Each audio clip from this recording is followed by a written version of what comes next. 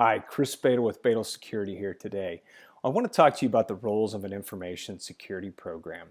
One of the questions we get asked quite frequently about our virtual CISO offering is, what does a virtual CISO do?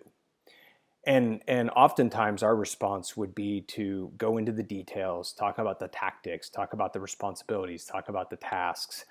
And often it didn't really provide the answer that the person was looking for. Recently, we found that if we just pull back and go to a higher level instead of going deeper into the subject, we actually can show the various components, how they work together, and how they really make your information security program the best it can be. So just to jump right in, these are the three main components that we've identified of an information security program. You have your IT and operations, so those are the guys that are keeping your servers, your workstations, your network working. They're your help desk. They are critical to your day-to-day function. They're also the front line. They're the first responders in your cybersecurity program if an incident comes up. They are critical to your business.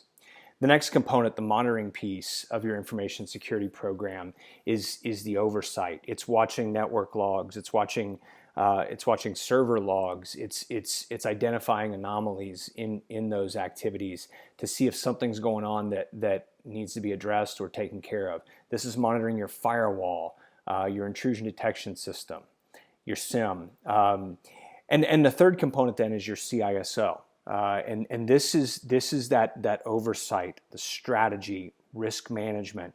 It's working with the other two components to really move your cybersecurity in the right direction in unison together. Your information security program cannot exist without any one of these three, but ideally they are independent, just like these circles show here. You want some oversight and communication between the three of them, but you really want the least amount of overlap as possible. So if this is the ideal situation, this is like the exact opposite of that, right? This is where you have one person wearing all the hats. They are your ISO. They are your IT manager. They also are doing all of the monitoring in-house for your organization. Guess what? You don't have any independence with this scenario. You have a single point of failure, meaning if something happens to that person, you're in trouble, and there's just not enough time in the day.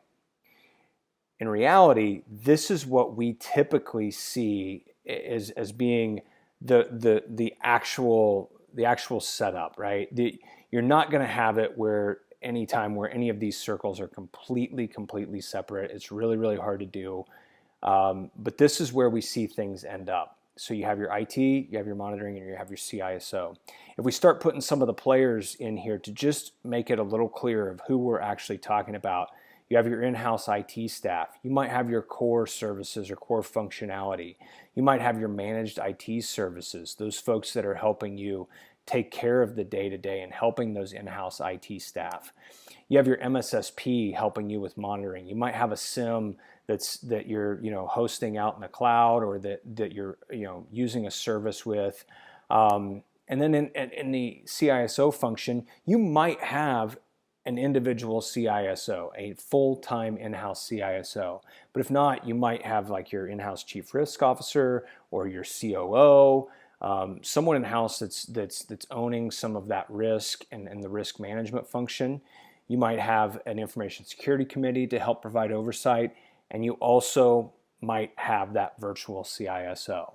And that virtual CISO, that circle may be big, may be small, depending on how much you're relying on that position. So I hope that provides some clarity. We would love to hear any questions you might have. Please email us at support@betalsecurity.com, and we'll talk to you next time. Thanks.